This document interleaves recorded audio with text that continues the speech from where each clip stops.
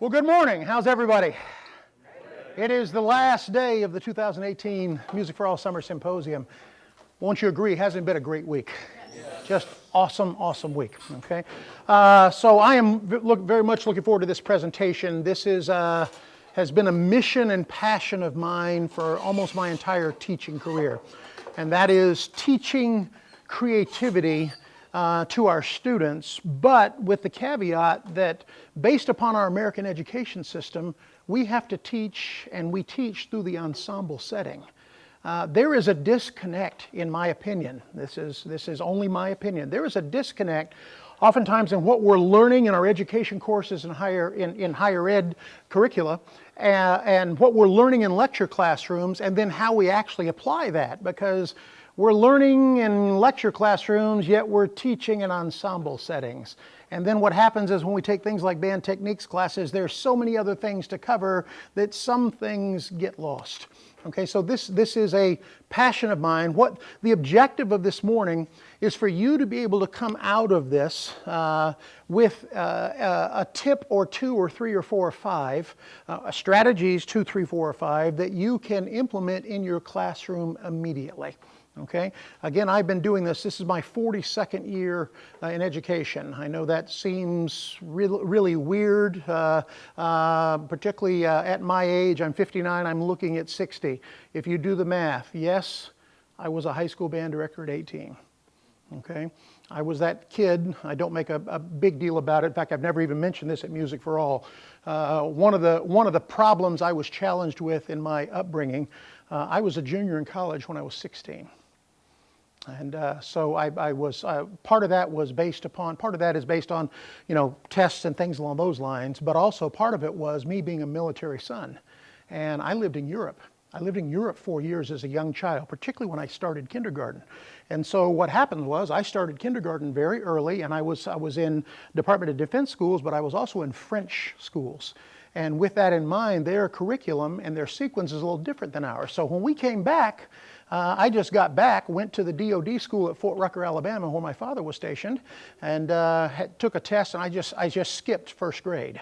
Combine that with a birth date. Some of you may know what I mean. If you have a late fall birthday, there's that, which grade do you go into? Okay, so that caused me to be just a little ahead based on my age group. Then when I got to be a senior in high school, there was a program at Troy State at that time, which I now coincidentally teach at. But they allowed, you could test into a program. So I moved to Troy after my junior year, took my 2 credits. I only needed 2 credits to graduate high school. And here we go. Started my freshman music, all my theory classes, spent two hours a day over at the high school, and then took the CLEP test. How many know what the CLEP test is? Okay, so I CLEP'd about 2 years on the CLEP test. Okay, so all of a sudden I'm 16 and I'm a junior. That's the short part of the story. Okay, so with that, I started teaching. I got a job at a private school, and I was a private high school band director at Pike Liberal Arts School, which is in Troy, Alabama, and I was 18 years old. So yes, it's 42 years for me. Okay, without a fudge. And but from the very beginning, I've been very passionate about teaching creativity. I can thank my teachers. I can thank, how many of you were at the keynote earlier this week? Okay, I thank Ski Winter, my ski lessons. Okay, Clifford M. Winter, they called him Ski. His name is Ski. So I thank him. I also thank Joan Marchman, who was my very first piano teacher. And I really didn't realize what she had done for me until I was a little older. I remember when I turned 40, my mother gave me a little manuscript book, and said, "Here, it's time for you to have this now." And I opened it up and looked, and here in this very young hand were all these melodies, all notated, clef signs, and you could tell it was a young hand, but it was my sketchbook from when I was 5, 6, and 7 years old. And I looked at it with middle-aged eyes and sang it with middle-aged and listened with middle-aged ears. And I went, okay, there's at least form, there's symmetry, there's tonality. The right number of beats were in every bar. It actually was readable by a musician. That wasn't a reflection on me. It was a reflection on my teachers. I realized pretty quickly when I got to college that I knew as much music theory. I could have passed the Theory 101 final exam probably when I was 8 or 9 years old. That's not much to do with me. It has to do with my teacher who was sitting there with me and making sure that she was feeding me the material that I needed to keep on going. And boy, when I got to her and then passed off to Ski Winter, and all of a sudden he's going, here, you write it. And by the time I hit 8th grade, I'm writing all the marching band arrangements. I'm arranging for the concert band. I begin to compose things along those lines. So I was very fortunate. I'm a lucky man. Lightning struck twice. I had 2 incredible teachers that worked with me that kept that sequence going. As a result, I've passed that on. Okay, some of you, if you're in the reading sessions, I've had a lot of very successful composers that you would know that have come through my classroom, that have come through my ensembles. I will tell you, and I won't list them all, okay, but I will tell you most of them came out of my ensemble classroom. I've had a few. Brian Balmages studied with me privately. I was teaching at James Madison University. He was in my lecture classroom, okay? His father said, here, brought him into my office, here, you're going to come and study here, Brian. I met him when he was 18 years old, okay? Wonderful, all right? Right next to him, by the way, there was another amazing, anybody doing the orchestra in here? Okay, Soon-Hee Newbold. You know Soon-Hee Newbold? She was 18 years old, standing right next to him. So I had those 2. Soon-Hee might be the most popular string orchestra composer right now. And she and Brian were sitting right next to each other. Next to them was a French horn player. I had 3 18-year-olds at one time, Mike Mogensen. Mike Mogensen was nominated for a Pulitzer Prize. You know, that's pretty amazing. People like Larry Clark came out of my ensemble. Larry Clark was my drum major. The mother of Larry Clark's children was my French horn soloist. Rob Grice came out of my ensemble. I can continue. I won't. Okay? So what I'm trying to say and establish with you right now is what we're going to talk about is what I've been doing in my band, marching band, concert band, drum corps. Okay? Drum corps is a classroom. It just moves. It's a classroom. Okay? You know, I'm so thrilled. You know, one of my trumpet players that was in a drum corps called Magic of Orlando. You know, he's done really well. He's done really well. Rob has done really well, you know.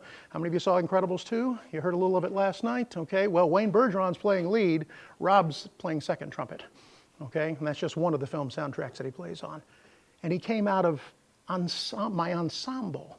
So when I'm talking, this is not theory. This is practice.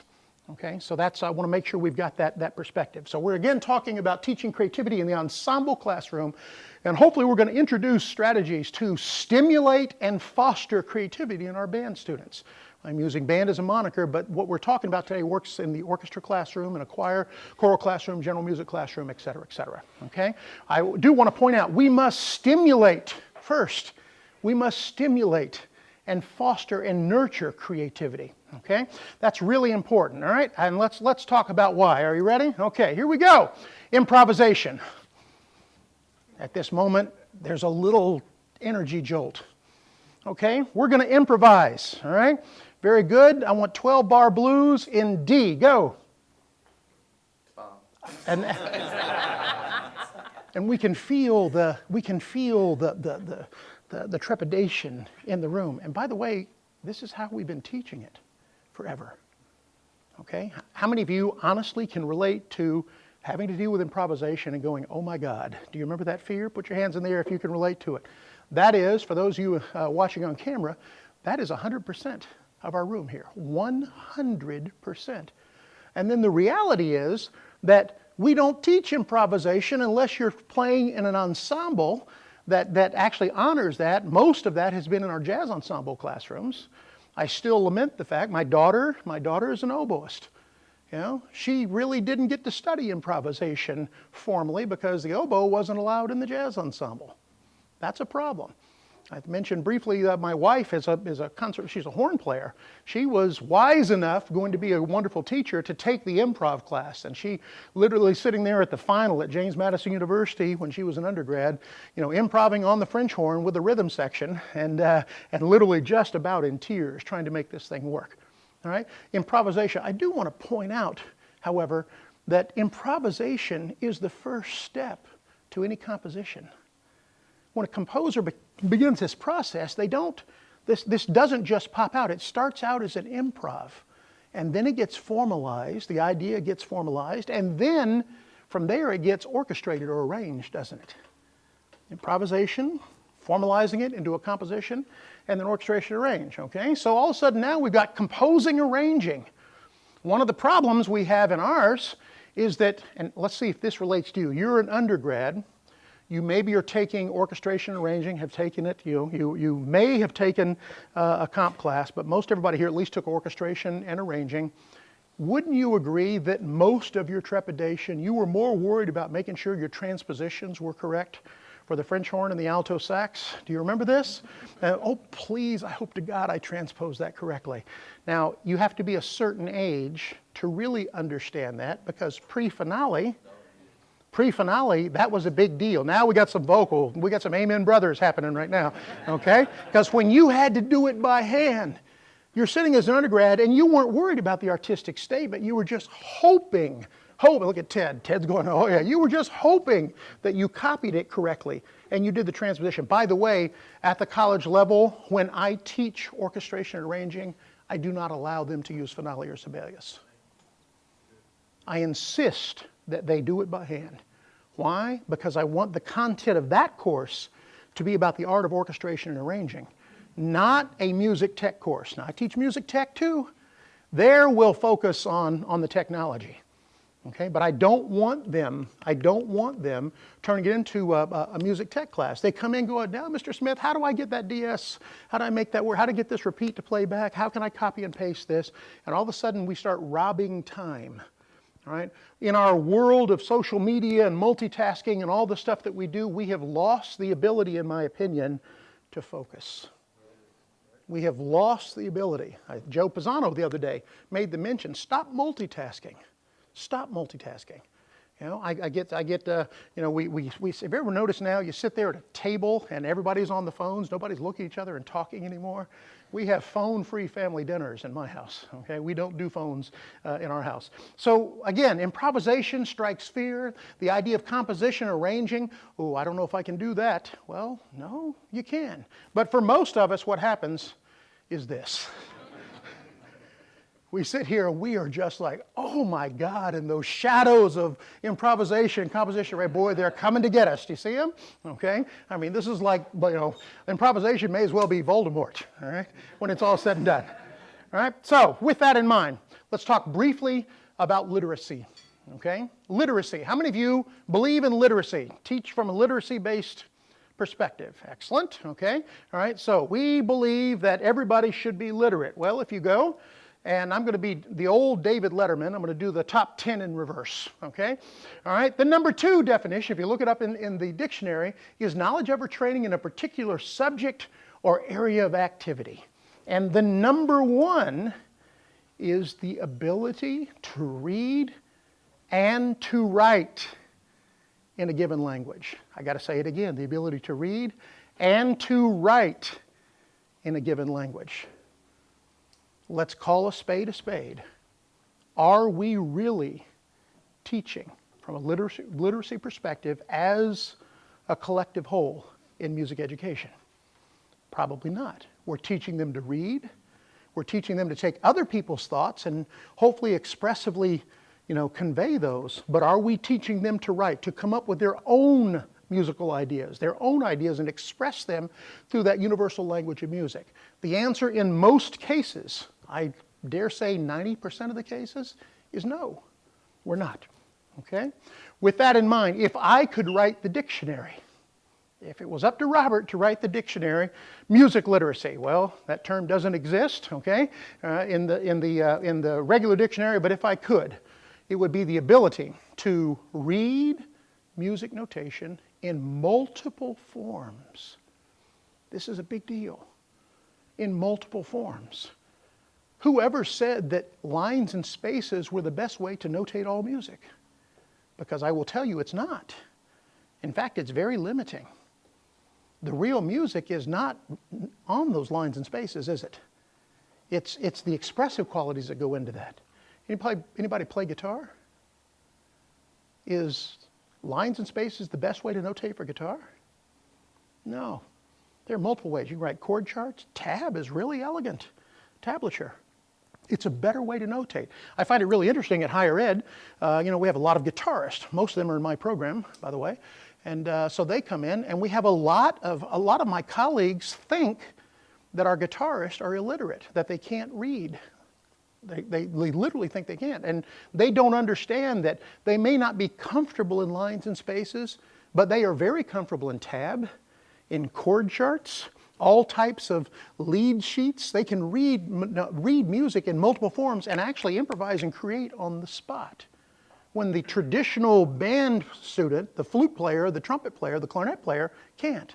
They've only got really just one. They've got their clef, and they're hanging out in their clef. So their ability to read in multiple forms, their ability to create and notate their own personal musical thought, the ability to audiate. Now, audiate is obviously a music education term. How many of you recognize it? Everybody remember your Gordon and all that kind of stuff? Okay? All right, to actually be able to hear internally with comprehension, to actually understand what they're hearing. Okay? And then finally, I would expect that music literacy to be able to perform and express themselves through the language of music. If I could write the dictionary, that's where I would be. With that in mind, I stand before you. I believe, if I have a music philosophy, I've summed it up here in these bullets. I believe that music understanding, which includes comprehension, involves multiple ways of knowing and doing, not just one, multiple ways to approach this. Okay? And we have to make sure that we understand that different approaches are necessary. We all know about having optional teaching strategies in our little toolbox, because what works for one student is not going to work for the next. We have to have multiple ways to approach this.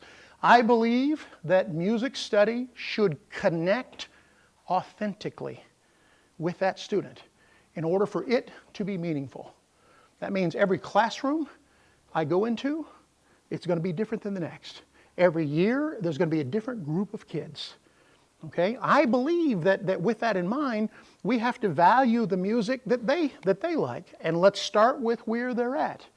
If I move into rural Tennessee and all of a sudden it's country music is where that town is at, well, great. I'll start there. If I'm moving into an environment where we've got R&B or hip hop, some kind of art, I'll start there. I'll start with rock. I'll hook them and then take them where I want them to go. As opposed to sit here and disconnect myself from them saying, this is not music. Let's use a 300-pound gorilla in the room. Let's talk rap and hip hop. Let's talk rap and hip hop. Rap and hip hop, most of our educators will say that's not music. I disagree. As long as it is honest human expression, honest. And by the way, it's about as honest as it gets. Because I got to tell you, rap and hip hop really takes the place of what the poets used to be doing for us. The voice of the common man. That's why country music is so popular. You do realize that pop music is country. Are you aware of that? You aware? Let's look at radio station formats in the United States of America. There's 50 kid stations, there's 150 jazz stations, there's 150 classical stations. Everybody thinks it's hip hop and rap that's driving. There's 400 urban stations that are concentrating in hip hop, rap, even R&B is part of that. There's 800 rock stations. There's 2,600 country stations. That should tell you something. And by the way, those country stations are not just in the South. They're everywhere. Okay? So I think it must connect authentically. I believe that a worldwide broad view of our music enhances understanding of our total global community. God knows we need that now more than ever. I think that we should be inclusive of all students. All students. And I believe that our goal is lifelong involvement in music. Our goal, in my opinion, is not just to make the band sound good. Our goal is to have our students involved in music for life. And I think that comes through acquisition of knowledge and skills through standards-based teaching. Standards-based teaching, okay? That's my personal philosophy. What we're going to do is we're going to start talking, okay, a little bit, and let's do some creative exercises, activities to break down personal barriers. That was the lecture. You've just experienced the lecture. Now comes the interactivity, okay? So let's start looking at this. I think one of the things, we got to start with improvisation. We got to start. Remember, everything starts. Composition starts with improvisation. We got to be free to express ourselves. Isn't it amazing how many things in our world, peer pressure, we don't want to express ourselves. We don't want to voice our own opinion because we're afraid it might be different than our peer group. Let's talk about band directors talking about programming for concert festival. How many of you know exactly what I mean by that? Ooh, I like this piece, but I'm not sure that person's going to like it. And they may think, negatively of me simply because I programmed that particular piece. Well, as we know, that peer pressure works across the board, all right? Across the board. Students like these things not because they personally like it. They like it because their friends like it. And thus, there end up being these tribal customs. What we got to do is we got to create improvisation opportunities that allow our students to be expressive musically without any technical limitations. How do we do that? Okay, let's start with what we know. Okay, let's start with what we know. Well, if it's young kids, actually anybody, even adults, we all know the ABCs, don't we? We all know the ABCs. So now it's not a matter of content, it's going to be a matter of creativity and expression, okay? Now there's all kinds of things we can do. I'm a great believer in integrating technology, but I'm going to do this now very simply on an iPad. This is an iPad Pro, blah, blah, blah, blah, blah. Looking at a $4.99 program called GarageBand, okay? Inside that, there's a couple different ways to generate drum grooves, okay? So here we go. We've got, got this little thing. By the way, up and down is loud and soft. Okay, left and right is simple and complex. How many of you played with this beat maker? Okay, that's about a quarter of you. Okay, a quarter of you. All right, again, up and down, loud and soft. You mean, wait a minute, we can teach balance? Oh my goodness. Complexity, you mean we can start looking at, wait, maybe some part is overplaying? So I'm going to go over here, I'm just going to grab the kick drum. Okay. I'm just going to grab now, how about this little shaker?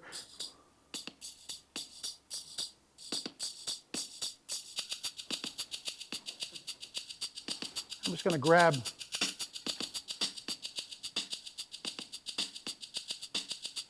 that feels a little awkward. You mean I just made a creative decision that does this feel better to most of the room? I made a creative decision. Okay, and then we can, let's get some hi-hat in here. So we're sitting here making beats with a Z. Very simply, we're dealing with interaction. We're making balanced decisions. Are these creative decisions? Absolutely. Are they going to have fun with this? Absolutely. So we can sit here and do the demo that I'm doing right now, but guess what? Tomorrow, I hand to Ann say, hey, Ann, create the beat here while I'm calling roll. Okay? Mark, create the beat while we're passing this music out. Okay? All right. ABCs.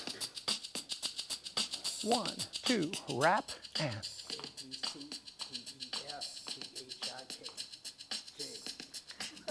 Okay? Good. ABCs.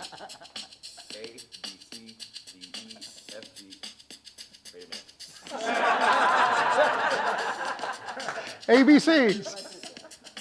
A, B, B, C, C, D, F, G, F. Okay? Now, we can sit here and laugh, okay? But let's do this. By the way, this happens every time. What has happened is there's a disconnect that's happening in the brain. We have stored something as simple as the ABCs as knowledge, but we've really never used them except to just recite them A, B, C, D, and lay 26 letters out. When we have to start dealing with synapse and dealing with different areas of the brain, okay, particularly those that are going to allow us to create, something as basic as the ABCs escapes us, and it's a frightening thought. It feels like something has just snapped, okay? All right, let's do this again, okay? Let me see, what did I do here? Okay, let's do this. All right, so what I'm going to do, I'm going to ask Ronnie, okay, create a beat for me while I'm talking just a little bit. Just grab those instruments, pull them over, okay, we're going to hear it growing, okay. All right, now, let's go over this really quick, okay. Let's all say the ABCs. I promise you I'm not trying to be infantile, but these three will tell you we need to make sure we've confirmed our vocabulary set. Is that a fair statement? Okay, A, B, C, D, E, F, G, H, I, J, K, L, M, N, O, P, Q, R, S, T, U, V, W, X, Y, Z. Okay? You got a beat for us? A, B, C, D, E, F, G, H to the I, J, K, L, M, N, O, P, Q, R, S, T, U, V, W, X, Y, and Z. Everybody snap your fingers. Boy, Ronnie's a good beat master, isn't he? Here we go. You ready, Jared? Yep. 1, 2, ready, and go. A, B, C, D, E, F, G, H, I, J, K, L, M, N, O, P, Q, R, S, T, U, V, W, X, Y, and Z. He did a great job. However, I was the one that could observe it. He had a brain snap like you guys did. As soon as he started, he did really well vocally, but all of a sudden his fingers snapped. You lost it. Fair enough? Is that a fair statement? Sure, yeah. Okay? This is how, and by the way, our teachers did this to us. Not through anything malicious, we just didn't develop the whole, I'll call it coordinated brain activity. We didn't get lobes working together. Okay?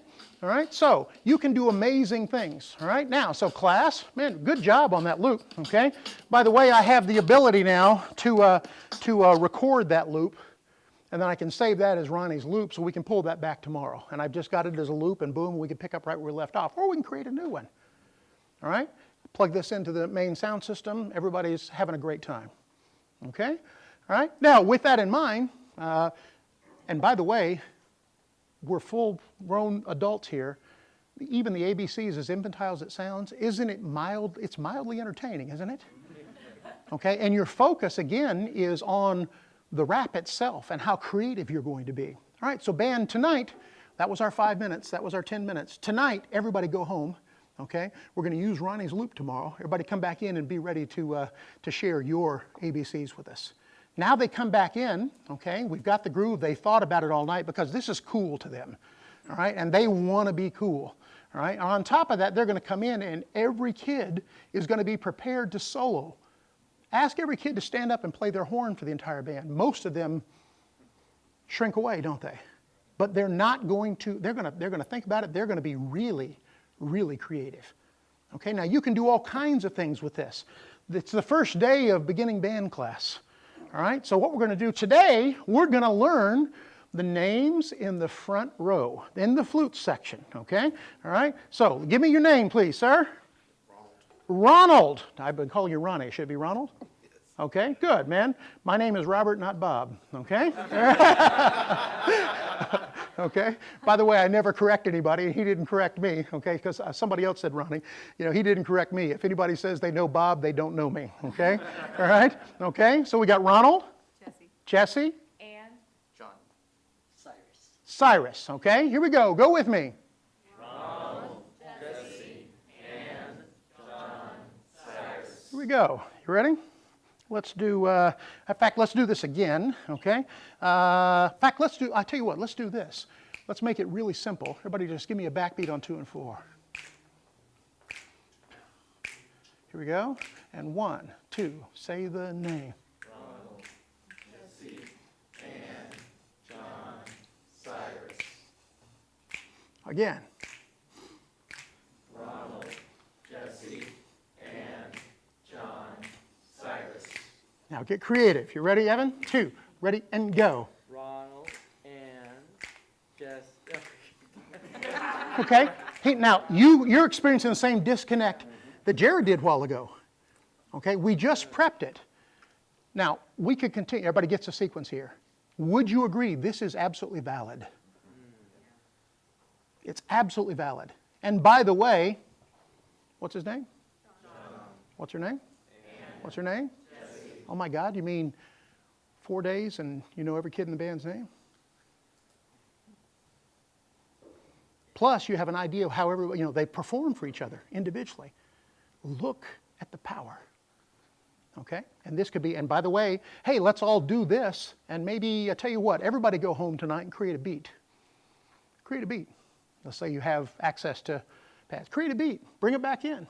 Let's all listen to each other's beats and let's all choose one. This is composition. Ronnie, would you agree? Ronald, would you agree? This was composition. You were making compositional choices, okay? When they're done, they're proud of this. That's them. Now you mean, wait a minute, they're creating something, they're sharing it with others, people are evaluating, going, oh, I like that one. All right, Benjamin Bloom in 1956, and his team of educational psychologists came up with, everybody remember Bloom's taxonomy? Everybody remember that? Okay, the lowest level of critical thinking is simply knowledge, and we're just using memory. I know this, but I have no idea why I know it. I have no idea how I'm going to use it. The highest level of critical thinking is evaluation. This is what I'm hearing in real time. Music's the best way to do this. This is what I'm hearing in real time. This is what I know, and I've got to combine these together and come up with my opinion. I like it, good. Why? I don't like it, no problem. Why? Why? Not peer, not because my friend doesn't. This is why. Oh, I don't like maybe, I think that the shaker could have been maybe a little softer in that. I think maybe the snare could be just a little bit more complex. I didn't like the fact that it was on the E of the beat. Okay? Another step, by the way, in GarageBand, and this is not a tech demonstration, but that one is really simple to implement instantly day one. But you can go over, and here comes this beat sequencer. Okay? So you got beat 1, 2, 3, and 4. It's set for 4/4 time right now, and it's divided up into 16ths. So now I can go in, I can take my kick drum and tell it exactly where I want it to go. I'm going to put them on the, and I'm just going to randomly.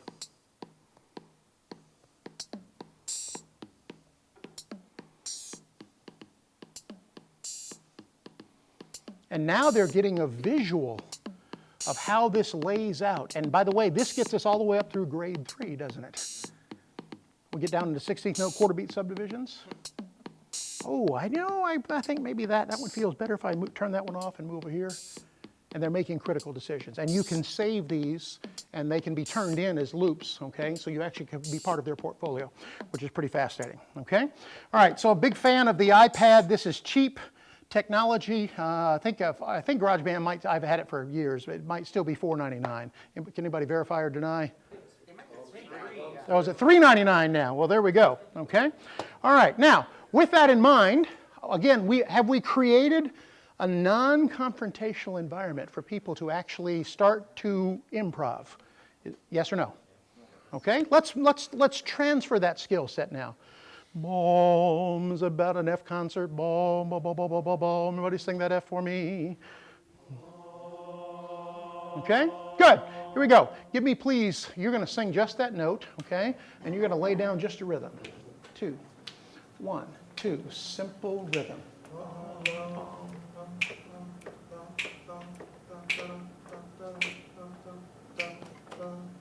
Everybody snap with me.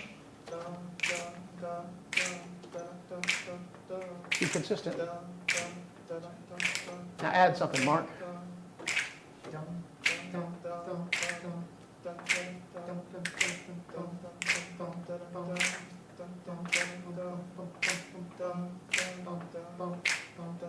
Robert's going to add something. 1, 2, Robert, and.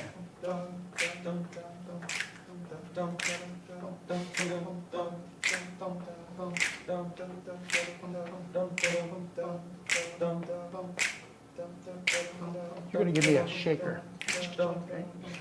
1, 2, give me a rhythm. Does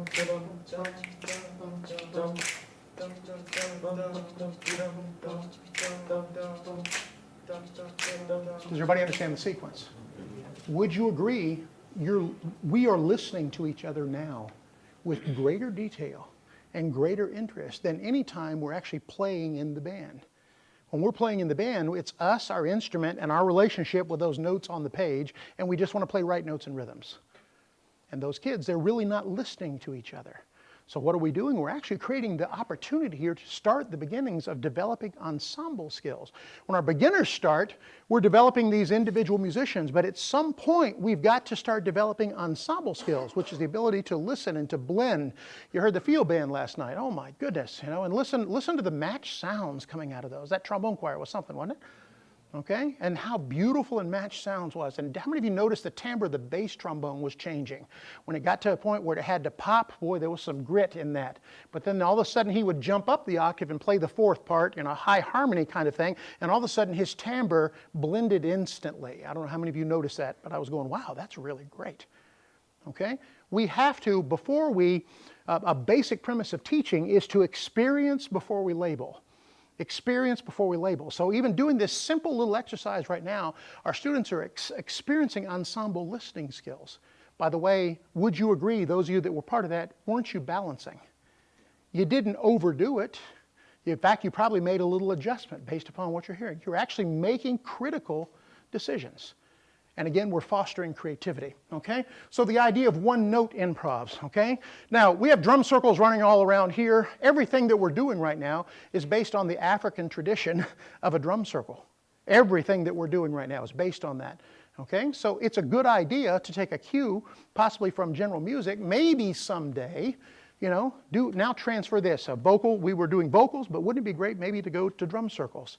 However, I think we can extend it even further. And we can get to wind circles. Just imagine if he was a tuba player. Boom, boom, boom, boom, boom, boom, boom, boom, boom, boom. Now all the tubas have to match him. They have to match his rhythm. Everybody be tubas. 1, 2, ready? Boom, boom, boom, boom, boom, boom, boom, boom, boom, boom. Match me. Boom, boom, boom, boom, boom, boom. Keep it going. Boom. Boom, boom, boom, boom, boom, boom, boom. Keep going. Boom, boom, boom, boom, boom, boom. Boom bam boom ba dum bam bam ba dim bam bibbidi ba dum boom ba dum bim ba dum ba dum ba dum ba dim ba dum ba da boom bam boom booty dum booty dum. At least mildly interesting, yes or no? Okay? And it's all improv. All right? So imagine if you have your tuba start, the tubas match, then maybe your first clarinet, or whoever is going to be the leader of the day, and have them lay a line down. Then all the clarinets match, and then all the flutes, and then all the trumpets. And pretty soon you end up with the entire room critically listening to each other in ways we can only hope and dream of in our concert band settings, and they're creating. Okay? I think it's really, really important to look through. All right, so example 3, wind and drum circles. Now, let's talk a little bit about different types of lesson sequences. In our time constraints today, we can't go through all of them, but I will turn around. I do an entire thing where I do an entire thing based on scales that'll take an entire semester. The younger, it'll take an entire year.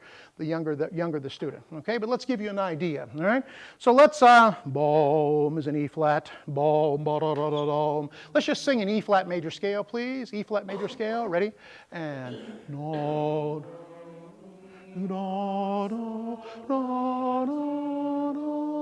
Good. Okay. Now. I had most of you singing pitches. I had a little solfege going over here, okay? By the way, isn't solfege just another way to notate? Yeah. Movable, immovable do, and all that kind of stuff. It's just another way to notate. It's just another way to label, okay? So let's do this. Let's not use solfege. Just give me tones. Boom, 2. Ready? And boom.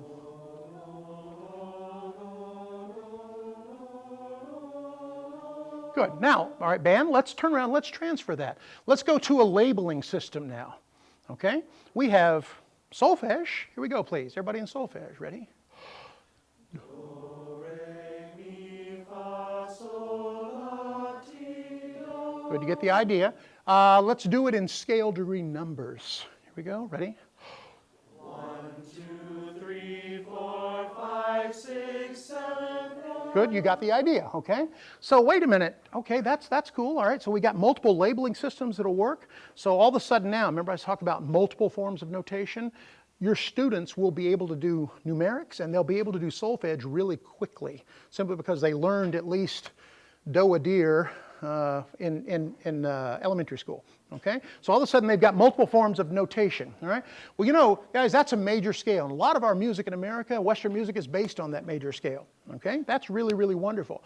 I'll do a sequence then, by the way. All right. So let's start instead of 1. Let's start on 2.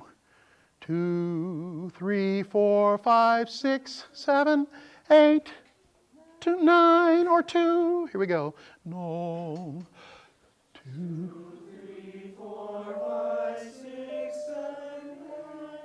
You got the idea? So we're doing a little mental transfer. This is a test of the Ball State Emergency Alert. There we go, okay? I wonder what that says about our singing, okay? All right, so all of a sudden now they've got a ground zero, they've got a scale, okay, that major scale, and now we're sitting here and we're saying from this scale degree to this scale degree. Well, we also, by the way, in music theory, we call that a mode. And we could go from degree to degree, and that one happens to be called the Dorian mode. Okay, we can go 3 to 3. What's that mode? Phrygian, Lydian, Mixolydian, Aeolian. By the way, we get down to minor scales, that's Aeolian mode, isn't it? Okay, Locrian, 7 to 7. All right, there's some jokes in there somewhere, okay? And then we're back to our 1 to 1, and that mode's called Ionian. Ionian. So yes, there's a connection. All of a sudden now, the scale doesn't become a motor sequence, a physical motor skill sequence. It becomes something that they're processing here. They're audiating. They're dealing with comprehension.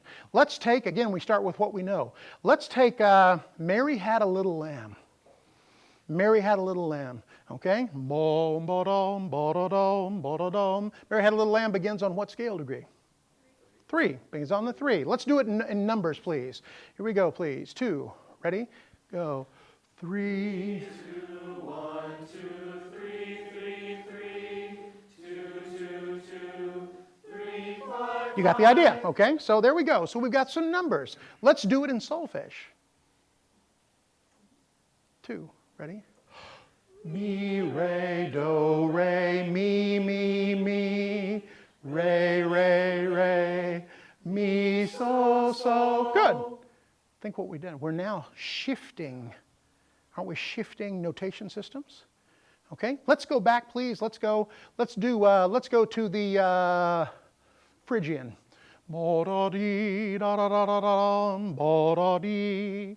Da da da da da. Okay, we're in Phrygian mode. Let's go to the 3rd scale degree. Okay, sing 1, 2, 3, 2, 1. Ready?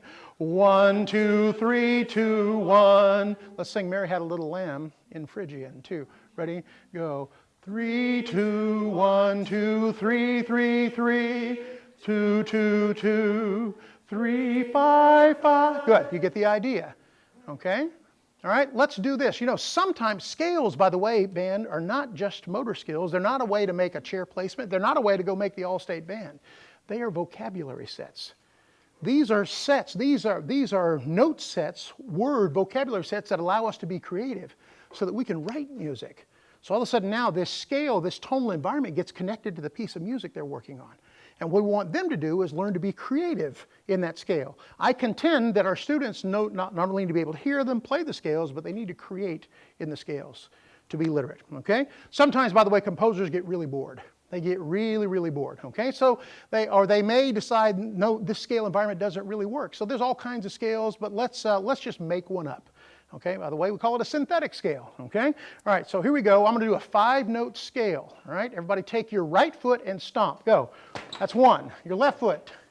That's 2. Clap your hands. That's 3. 4. Wave to the person on your right. 4. 5. Top of your head. Here's our scale. 1, 2, 3, 4, 5, 4, 3, 2, 1. 2. Ready? Go.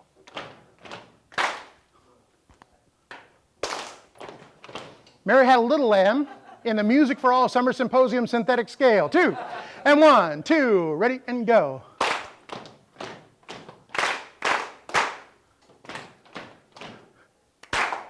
Keep going.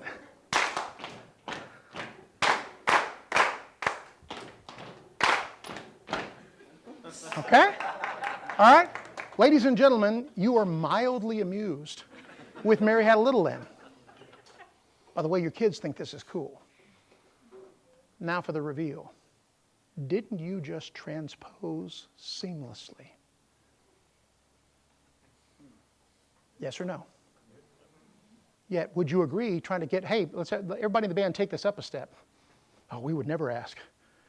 We would never ask. That would be impossible. But didn't we just, in fact, you even took it into a scale that you didn't know before you got here. We just made it up. And you transposed seamlessly. And you audiated, you did it with comprehension. Yes or no? How many of you recognize this is a strategy that's unbelievably powerful when it comes down to making sure our students understand the environments that we're working in? So we have majors, minors, modes, pentatonic. Okay? That's the same thing, band, as an Ionian scale, a major scale, where we can leave out the third and the seventh or the fourth and the seventh. Let's leave out the fourth and the seventh. 1, 2, 3, 5, 6, 8. La da dee da da da. Sing it, ready? La da dee da da da. You know, I tell you what, if you listen to a lot of music from other parts of the world, particularly in Asian cultures, most of the music is pentatonic. Most of the music, okay? Bom ba ba da bee, bom ba da da dum ba da da dum ba da da dum bom bom. Well, I'm basically paraphrasing the Korean folk song Ararong, aren't I? Okay? Most of it's pentatonic. Here's the reality, by the way. Anybody play rock guitar? Anybody play rock guitar in here? You know, most of those guitar solos, you hear those guys improvising over the top, all they're doing is playing a pentatonic scale. The first goal of a really great shredder of a guitarist is to learn to play a pentatonic scale. Because that pentatonic scale, you can improv almost over every tonality. And it sounds good. And I'm not kidding. Okay? Oh my goodness. You mean we've taken away some barriers to improvisation and creativity simply because we know a pentatonic scale? Okay? Blues scales. Oh my God, the great American contribution to the arts. The only art form that was started here in the United States of America is it's American popular music with its roots in jazz. Its roots, my God, little Scott Joplin sitting there playing some ragtime and Louis Armstrong, okay, the river, and it was the fusion of all these incredible rhythms that came from Africa, fusing with European cultures, particularly in New Orleans. If you want to see something really amazing, or hear something amazing, start doing some study of American popular music, particularly around New Orleans, and then also study music in Brazil. Because historically, when those ships came from Africa, they went two places. They went into the Gulf of New Orleans, and they also went down to Brazil. And actually, if you listen to things like Brazilian bossa novas, it's the exact same rhythms. It's the same rhythmic sequences. There are patterns that are there. We're going to talk about patterns in a minute. There are patterns there. They just are realized on different instruments using different indigenous materials. Okay? Really amazing. Well, blues scale. Well, you know, there's different types of blues scales, and we can get really into all that. But basically, it's a scale where we have a flat third in there, we have a sharp 4, a flat 5, and we have a flat 7. Ba-da-da, be-da-da, ma-da, right? All right? So we can sit here and we can play and sing this blues scale, and all of a sudden that lays over a whole lot of really amazing things. Know the scale, run the scale, and then work on improvisation exercises. Synthetic scales at the bottom. I'll spend an entire year making sure they understand the relationship of the scales. Okay? By the way, for me personally, I hang with natural for a second, and I don't get into harmonic and melodic minor. Why? I think the bigger educational goal is to get the connection over all the scale types, not the variations. You know, there's 3 or 4 different types of blues scales. Well, you know, there's 3 types of minor scale. I think it's more important to understand the relationship between a major, a minor, a mode. I think it's more important of the relationship there than to get into the details. Yet, when we were taught, we all dealt with harmonic and melodic minor, and we got caught up in the details and might not have made those connections. Is that a fair statement? Okay? All right, so I'll go back later on and make the variations on the minor. Okay? Really, really important. Now let's go one step further. More teaching strategies. I'm a great believer. In the keynote, I talked about mind mapping. Mind mapping, okay?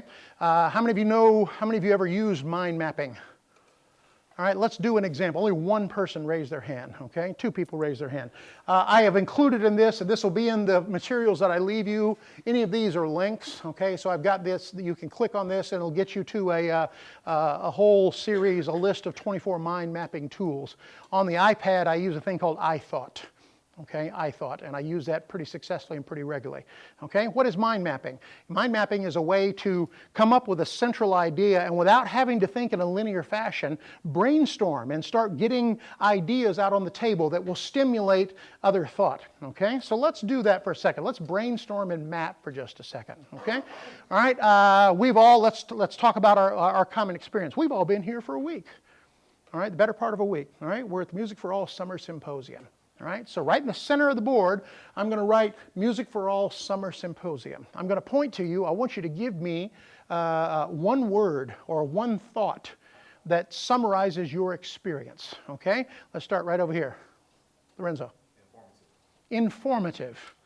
Now the moment, by the way, here it is, MFA. I put up here and it gets a little cloud and I draw a line. Okay, informative. The moment he says that, it started activity in the entire room. If informative was yours, you immediately started thinking of something else. If informative wasn't yours and you were still searching, you used his, oh yeah, I can think like that. And all of a sudden, you springboard on his idea. The idea of the brainstorm is collaborative creativity. And in the keynote, I cited two of our greatest creators of the last 120 years, being Thomas Edison and Steve Jobs. And there are commonalities. Their ability to brainstorm, provide a vision, let people brainstorm, and lead them in a way that's going to create something greater, a synergy, something that's greater than any one of us could have created by ourselves, okay? All right, so informative, okay? Give me a word. Networking. Informative. Networking. Would you agree that informative kind of connotes my personal experience. And informative here is based upon the clinics that you went to and your personal experiences. Everybody agree with that? So informative would be very subjective, but informative. Let's all go into the informative cloud here for just a second. You all attended a series of clinics, okay? Give me one word that something that really impacted you, that was informative. Go. Mind mapping. Go. Improvisation. Improvisation. Go.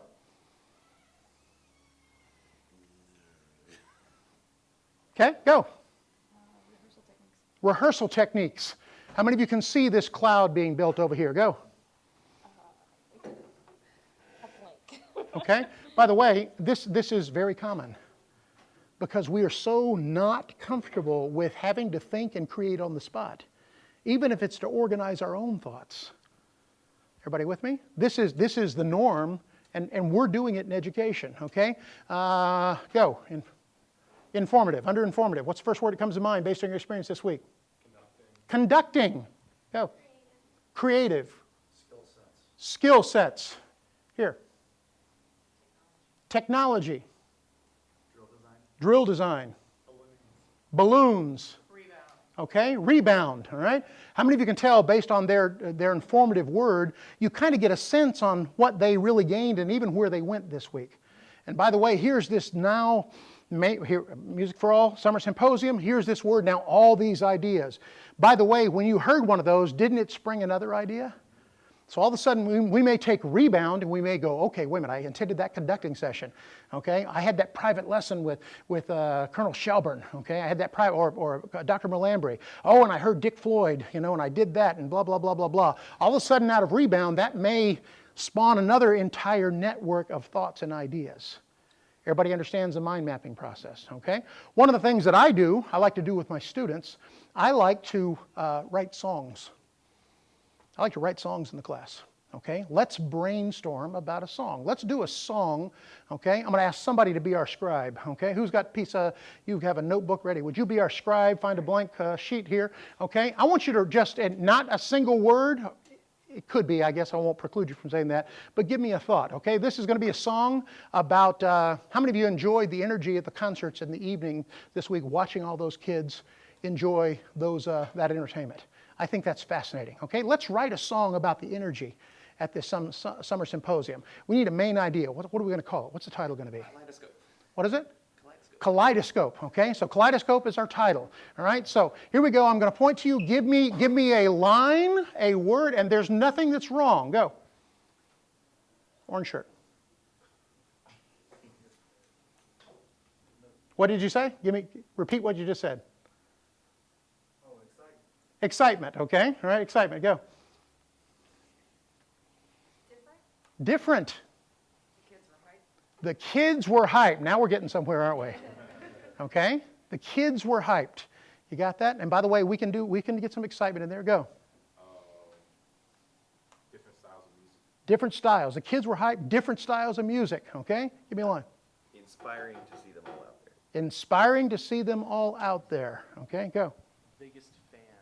Biggest fans. Okay? All right. So the name of our tune is Kaleidoscope. If we had these displayed on the board, would we probably be able to get those in some kind of order? Yes or no? Okay? Wouldn't that be we've got basic ideas, we brainstormed, we've improvised, now we've got to draw order to that. That's part of the composition process, isn't it? We have to formalize it. And we can start getting ideas in groupings together. And pretty soon it becomes very clear that, wait a minute, here's a line of verse, and here's a line of verse, and here's a line of verse, and boom, we've got that, and we're going to get up to the chorus. In most songwriting, by the way, what you've got to do, songwriting is mind mapping. Most pop songwriting is mind mapping because we have a title, and we write the chorus generally first. You write the hook that people are going to remember. Our title is what? Kaleidoscope, okay? Kaleidoscope, okay? So let's do this. Let me see, that was your title, right? Okay, all right. Ronnie, give me a beat. Ronald, sorry.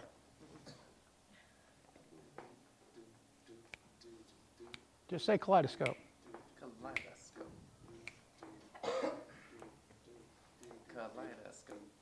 How many of you can tell the disconnect where he's trying to find the groove? Kaleidoscope. It's getting better, isn't it? You mean they're listening to each other? Kaleidoscope. Kaleidoscope. And when you got to draw symmetry, you get Kaleidoscope. increasingly levels of detail. How about? Kaleidoscope.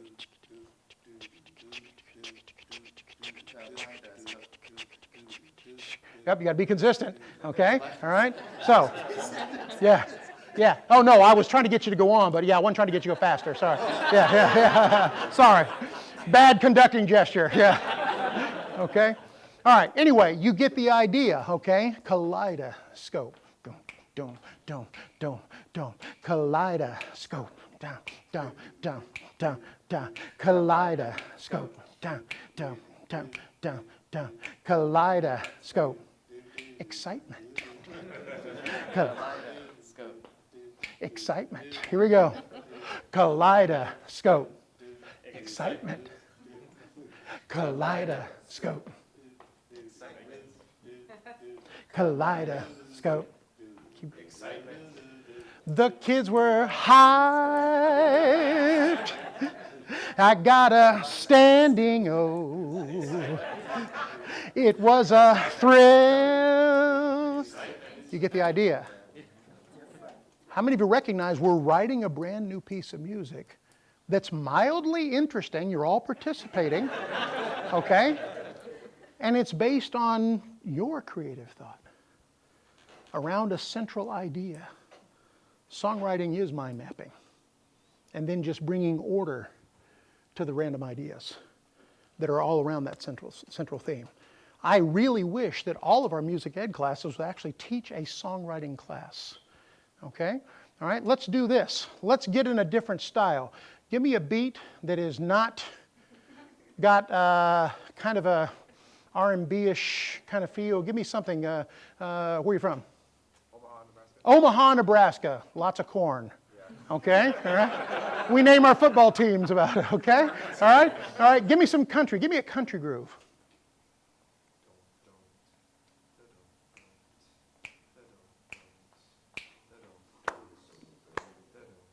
Now let's arrange kaleidoscope in country.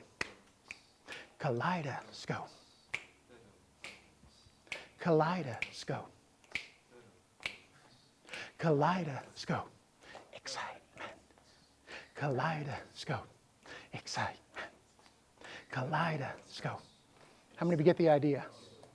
All of a sudden now we change one person's content and it changes the entire, aren't we arranging now? Aren't we taking an idea and putting it into a new setting? Everybody agree? Okay? We can do amazing things with mind mapping, all right, and teaching song. If it were me, I would take a day post-concert festival. I do Mondays and make it songwriting days. Okay? Make it songwriting days. And all of a sudden they're creating, and they have the ability to perform these things in public. Now they're doing their own compositions, which are really fascinating. Let's look, those of you in the keynote, I put a couple of these on the board. Let's look at this one. I just glossed through them in the keynote. Let's look at classical music. The central idea is the piece of classical music. But all of a sudden, we got all these descriptors. Everything, somebody's brainstorm, somebody was calming. And all of a sudden somebody else comes up with relaxing, freeing, mind, heart, soul, moment, timeless now, rest, listen. Look at how the idea extends, okay? Look at uniqueness. We start talking about the creative content. Look at how all those ideas extend. And then, by the way, with a little visual, all of a sudden that ends up being, the more you look at it, don't you find it a little bit more beautiful with every passing 10 seconds or so? Okay, yes?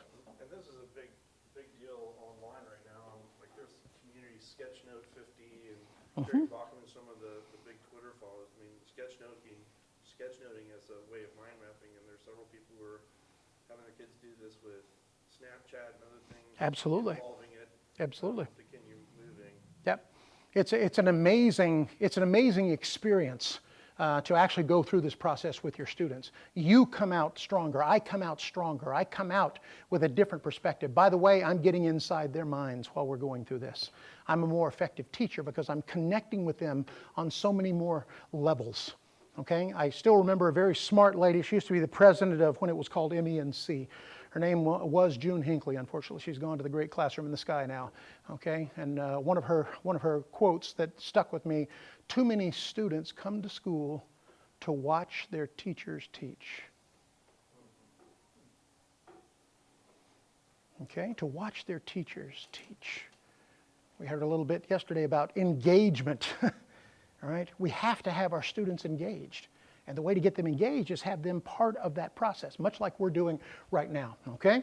Let me give you yet another one here, okay? I think this is really great. This is something that they can really relate to, all right? So again, American popular music, all right? Well, let's look at these music innovators. And somebody came up with these people. Let's look at James Brown. Probably, he is the most sampled artist of all time by a long shot. Unbelievably unique sound. But what he really was, in my opinion, okay, in my opinion, he used time, he used the expressiveness of time and groove better than anybody before him and maybe even since. A lot of people don't know that a lot of popular music that is out right now, they actually go in, you can take the computer, you can sample James Brown's grooves, then take the audio out, then lay the groove on top of your production, and it'll move everything around to where it feels good all of a sudden. And when he said, I feel good, he wasn't kidding. Okay? Because it did. It felt good. Now, let's look at how he did this. Okay? Funkadelic, P-Funk, Parliament, etc. I'm a huge fan, by the way. David Bowie. Two totally different. But they're both impacted by James Brown. Mick Jagger, Prince. Can you hear there was a big announcement yesterday. Sony just signed a deal with Prince's estate. 37, 38, 39 new albums coming out, okay, which is going to be pretty awesome, all right? All right, can you hear? We can clearly hear that, okay? If I updated this, I'd probably put a out here, I'd put a Bruno Mars, okay? Bruno Mars is a little Mick Jagger, a little Prince, a little Michael Jackson, a lot of people, okay? And he does it really well, by the way. Public Enemy, Michael Jackson, they're all influenced by James Brown. Let's go over here. Let's go to the 60s songwriter. Let's do Bob Dylan. Great songwriter, Bob Dylan. Look at his influences, okay? And all of a sudden, now that we're doing this, all of a sudden we can start playing examples. Yes?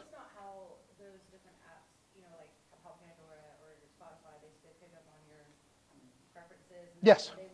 Yes, exactly. They're actually using musicological connections, okay? If you like this, then you're probably going to like this. But what that is, it's marketing people who have gotten in and started embedding keywords into the metadata of those files, okay? And embedding keywords based upon their perceptions of what this music is. But yes, you're absolutely correct, okay? So I find this really interesting. A lot of people, look, oh my God, Jimmy, Prince is on 2 of these trees. Isn't that interesting, okay? Stevie Ray, oh my God, funk, wait a minute. You mean this is related to this? I wonder what the connection was with these 2 guys. You know, the same vintage, I wonder if they hung out together. Probably so. Boy, Jimi Hendrix. The older I get, the more that Star Spangled Banner with his left-handed guitar means to me. And how he shaped phrases in that. And that was a total improv, by the way. How many of you even know what I'm talking about? How many of you have no clue what I'm talking about? You need to go look up Jimi Hendrix, Star Spangled Banner, and listen to him play solo electric guitar with all the effects. And listen, it was pretty mesmerizing. Okay? So mind mapping, and it gets us thinking. What we're really doing is trying to get all areas, all lobes, we're trying to get synapse happening across the brain. Okay? All right? The technical and the creative sides. We're trying to make all that work for us. All right? So that's a very, very important thing.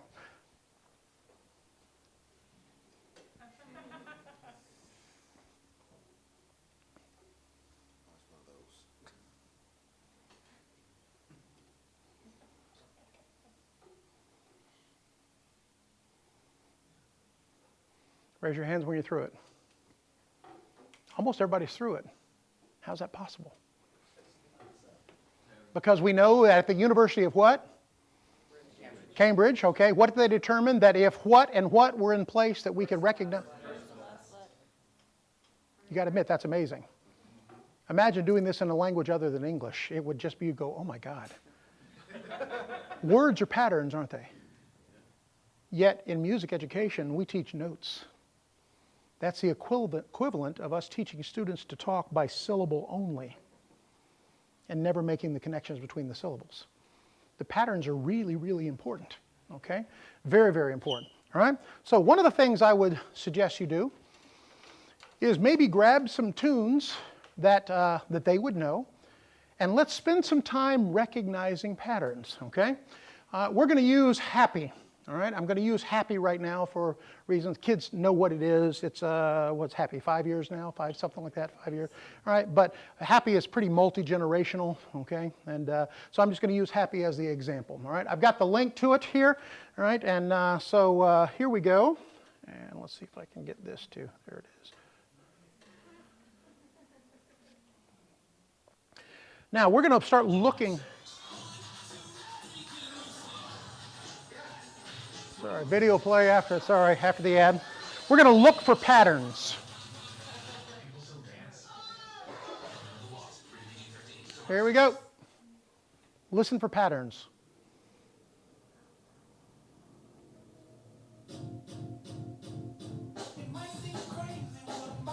Is there a pattern in the drum groove? Sing it. Listen to the melody.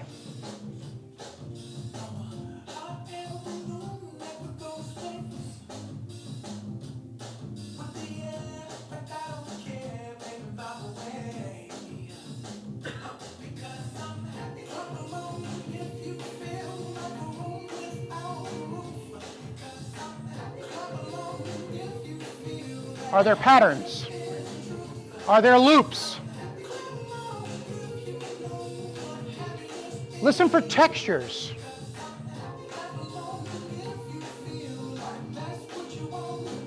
Don't we do this in band? Listen to the way the melody is constructed. It's the same figure 4 times, it's just got a little variation, doesn't it? It's not a complicated melody. The 4th one, he just changes melodic direction.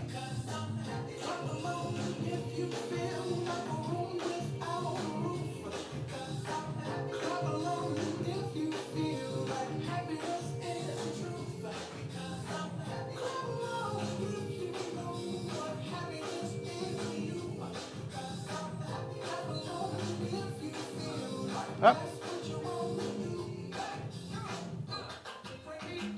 Okay, now you all know the tune, we can continue, but let's look at this for a second.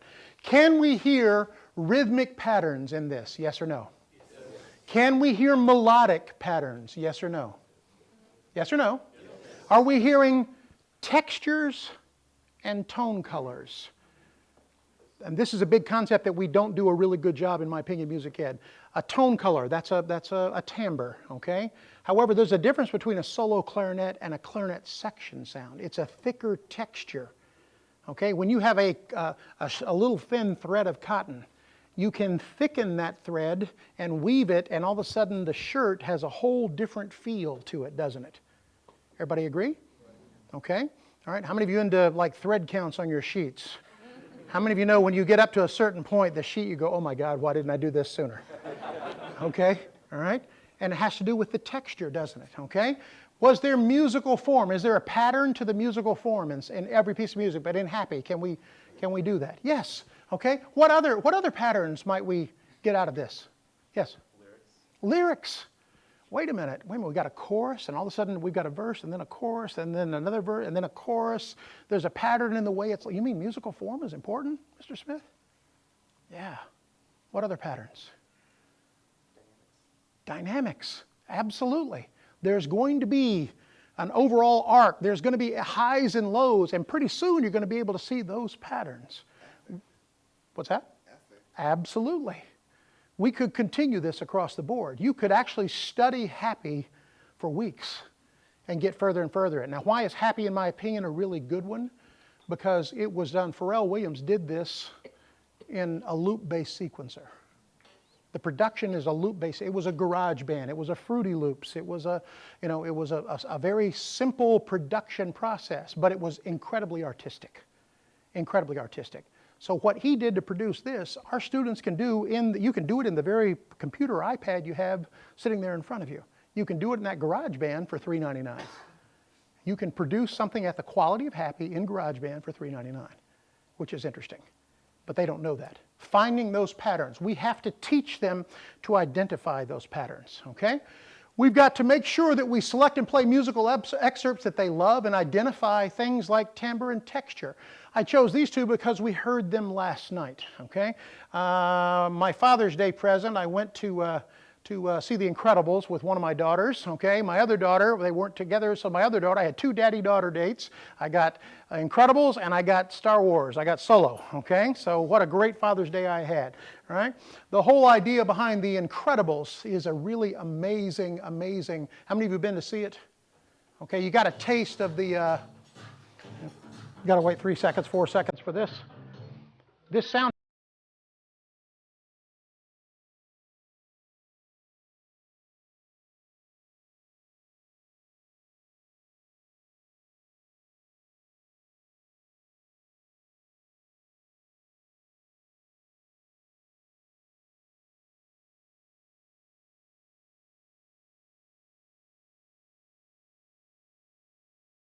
Textures, the timbres. Go in and try and identify the instruments. Oh, wait a minute, there's trumpets, there's saxes, there's horns, there's this. And all of a sudden we're getting them to start recognizing and labeling the timbres they're going to have to do. Can you imagine trying to get somebody to draw a picture or paint a picture and they don't know the names of the colors? You probably never heard anybody say that before. How many recognize that our students, we're trying to get them to, we're trying to get them to, hey, play with good tone quality, Johnny, on the bassoon, and Johnny's never heard a good bassoon. Fair statement? Yes or no? Okay, no reason now, by the way, everything's available online, okay? So you've got some really good ideas, all right? Now, let's go one step further. I'm going to do this. We could do Star Wars. I was fortunate enough to do some arranging for John Williams over the years in terms of the publications that come out for bands and orchestras and all that kind of stuff. And he looks at every single note. So I'm honored that he allowed me to do all that with him and for him. So that was really, really wonderful. I still remember a comment about, a little kid sitting there listening to the, in the pod race, okay? The pod race, you got to know, I think it was Return of the Jedi, okay? And all of a sudden, it's the violas that created, I like that line, Mr. Smith, but it's violas. Oh my God, kids listening to violas. Now there's an oxymoron, right? Okay, all right. So pretty interesting. All right, by the way, we started with something they like. What about playing music, now that we've hooked them, music that they should know? Okay, how about like Aaron Copland? I'm a great believer in using listening maps. Okay, I'm a great believer in using listening maps. Look at that map for a second. Okay.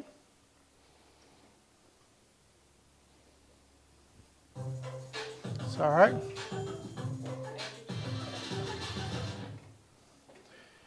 Well, if I can get this to go. Here it is. Here we go.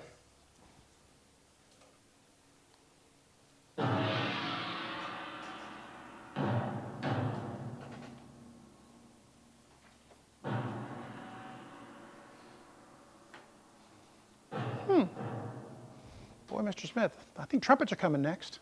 Mr. Smith?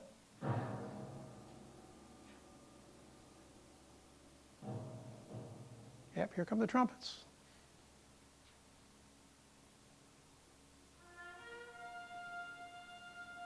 Oh, Mr. Smith, our trumpets don't sound like that.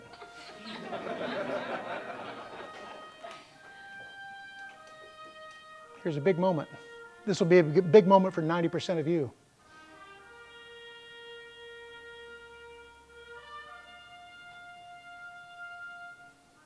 This is the New York Phil, by the way.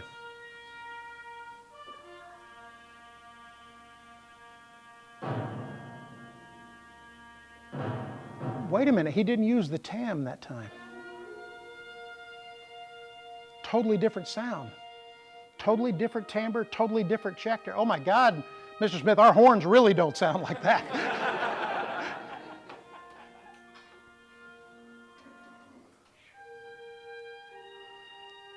So the idea of listening maps are a very big deal. Would you agree that you listened more intently with those illustrations?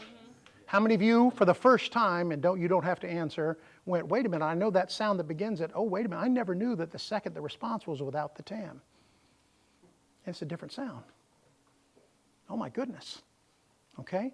I'm a great believer in using listening maps in really creative ways, okay? Creative listening and evaluation. Now, I don't have time right now, but I've got to embed in here another extension of this. Here's Copland. Now let's listen to a different arrangement. Remember that what we're doing with grooves, and all of a sudden we put it into country, and we took that melody, we took kaleidoscope and started arranging. Well, here's like Emerson, Lake, and Palmer doing Copland. And let's listen to the difference. Listen to this arrangement. There's a great teaching opportunity there, okay? And I've got that link for you in there. Use listening maps to deal with balance. I like to record the band. I'll put a listening map up and just have grids of instruments. And letter A, letter B, letter C. All of a sudden I get over to C and I'll put a picture of a bass clarinet up there. Most of the members have never thought, some of them don't even know you have a bass clarinet, okay? All right? But they're never thought to listen. And all of a sudden they're listening to the recording of their performance and go, wait a minute, I see a bass clarinet, but I don't hear it. Exactly. It's a balance thing. You actually get in and get creative with listening maps to get them to listen in depth, okay? And then designing those, getting them to error detect, all right, in really amazing ways, et cetera, timbre, texture, and then give them an assignment and tell them to create their own listening map. I'll say it again, create their own listening map. From that comes back, you actually understand what they're listening for. And then that might shed a whole lot of light on why they don't understand, they're missing this concept of balance, or matching timbre, or an articulation that's not unified, okay? All right? Now, I just want to quickly, I put this in here. Some of you may be thinking, well, this is great, you got all this stuff, but the copyright thing, I don't want to, okay? So I put 2 slides in here, okay, for you, all right? We won't go over these in detail this moment. Here is fair use. There are 4 criteria incorporated into the law. We can use copyrighted works for news reporting, teaching, scholarship, and research. However, what is the purpose of the use? I'm using that copyrighted material today to teach you. I'm using this in education. The nature of the copyrighted work. I'm not misusing the copyrighted work. I'm referencing it exactly. And I'm talking about the techniques, okay? All right? And the amount and substantiality. I haven't played a full cut of anything. All right? So no, you can't use the movie to just have them watch the entire movie. I can use that same movie in my film scoring class. Hey, let's listen to the way Mr. Williams did this on this particular texture and play that excerpt, and that's legal. But I can't just say, hey guys, I'm not going to be there, watch this movie. Okay? All right? And then the effect that may have on the potential market. I have not hampered the effect of Happy or the New York Phil's recording of, in fact, I probably enhanced it. Because some of you are going to go, I'm going to go download that recording, I'm going to grab, get a listening map, and I'm going to use that idea.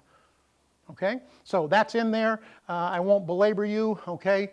There's a bundle of rights. These 6 rights belong to all those who own copyrighted material. It is their right to do this, not you. Notice that includes the right to distribute. No, you do not have the right to distribute, other than within your band room. Okay? Make sure we've got that. All right? Good. Teaching truth. Bottom line, teaching truth. We have to be able to identify and label the tools we're going to use to create, notate for others to perform. We've got to introduce, teach, and reinforce quality music tools, things like scales, going from notes to scales, rhythms, timbres, colors, textures. Okay? Please understand, they have to know, these tools have to be there, and they have to know which one to use. Hammers come in all sizes.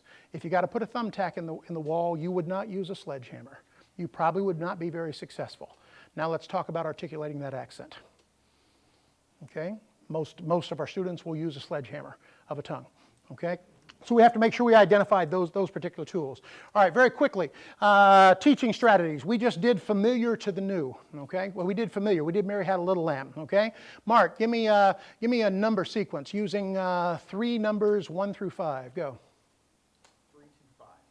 3, 2, 5. 3, 2, 5. 3, 2, 5. 3, 2, 2, 5. Now listen. 3, 2, 5. 3, 2, 5. 3, 2, 5. 3. Repeat. 5. Zoom. We're doing Mark's music. It's a big deal. Okay? Concepts using the familiar, the ABCs, and then have them create their own material and apply the same techniques. Okay? Hopefully everybody gets the sequence there. Okay? All right. We have the ability, again, to create rhythm circles, different styles that we talked about. By the way, I get into harmony, directed harmonic content. Okay? I'm going to push ahead and show you that in just a second, and you'll get the idea. Okay? Different notation systems. Everybody look. What's the time signature? 4/4, see it? Okay, boy, that's pretty interesting. Tell you what, Ben, let's play the B-flat concert scale in quarter notes, but only, I'm going to give you a metronome, or I'm going to conduct, but only play the scale degrees with the blue backgrounds.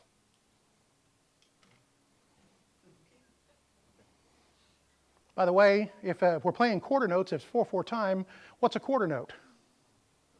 Butterfly. What's an eighth note? A wing. You should see what I see. You're all going, oh. Okay? What's the time signature? 3. Yeah. What else can we teach from that? 9/8. Absolutely. We can start using this to introduce compound time, can't we? How about sonata allegro form? How about ABA form? Can you see it?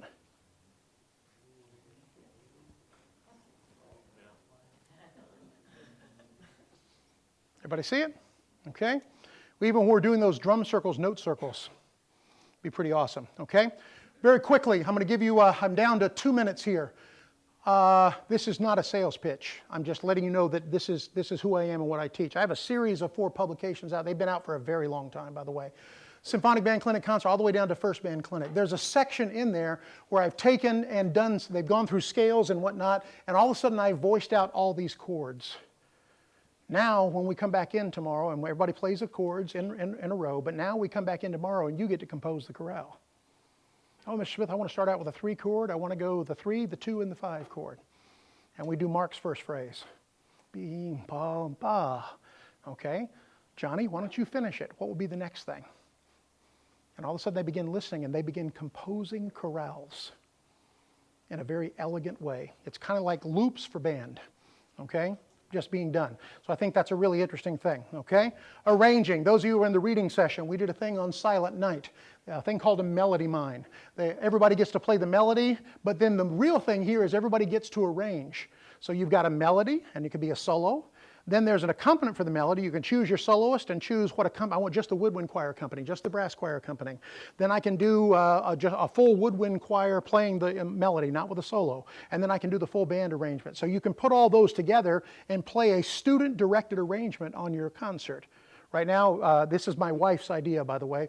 We have 4 titles out. Silent Night is just come into print this last week, but there are 4 titles. In the Bleak Midwinter, Happy Birthday America, Silent Night. The whole point here, though, is creativity and getting kids to learn to perform, understand what they're doing, and be able to arrange, okay? I do a whole lot of film scoring kind of projects. This is an interesting project that I did for Universal Studios. I score little films for them, okay? Then they've got some projects where bands can come in and orchestras can come in and do the soundtracks and all that kind of stuff and do sound design and all that. That's a really amazing way. Now take film video on your iPad or your iPhone and then have students begin to score, create sound design. Let's find the right door shutting. Let's find the right scream in order to make this happen. They're making creative decisions. And that's a very powerful, powerful, powerful example. You can, I'm able to use that one because I got it from Universal and I'm doing it at their direction. However, there are PD things on YouTube. That's in the public domain. And there's a whole lot of those early silent films that you can actually use for that. That's a very, very powerful thing. I'm a great believer in putting money where the mouth is. All of those albums, that's iTunes, those are all my students. Everything is student written, songs are student written, everything is there. Okay, and we've got a 6th project about to drop literally here in the next 2 weeks. And so that's a big deal. You want to put something together, get your school together, create a song, release a single. And it's very doable. Send me a note and I'll give you some information on that, okay? Ladies and gentlemen, what are we teaching? Ask yourself, what are we teaching? Are we teaching band? Are we teaching music? Are we teaching music and music literacy? It includes creativity through our band ensembles. In my opinion, it must be the latter. Why teach? We have to teach creativity very creatively. Why? Because our future depends upon it. Those of you at the keynote, you know exactly what I'm talking about. Remember, we speak music. It's a very, very powerful language, the most powerful of all the languages. How many of you came out with at least one strategy that you think you will implement? Raise your hands, please. That's everybody in the room. Okay? I hope you've learned something. I learned from talking to you. Again, I appreciate so much everything you being here this week. Okay? I hope you'll come back to see us. I've been doing this a very long time. Our team, we're here every single year. This is one of our favorite weeks of the year. I hope you'll come back and join us. Bring a friend. Okay? We enjoy the collegiality, right? And the relationships that are made here are beyond belief. Okay? I've been sitting here like Ann and Ted. You know, we've been friends now for, my God, 10 years, sitting here going through this process every single year. What a wonderful, wonderful thing. Okay? I'm available for questions. I'll be right out, but I'll let you guys go now. Thank you very much. Be creative. Okay? Thank you.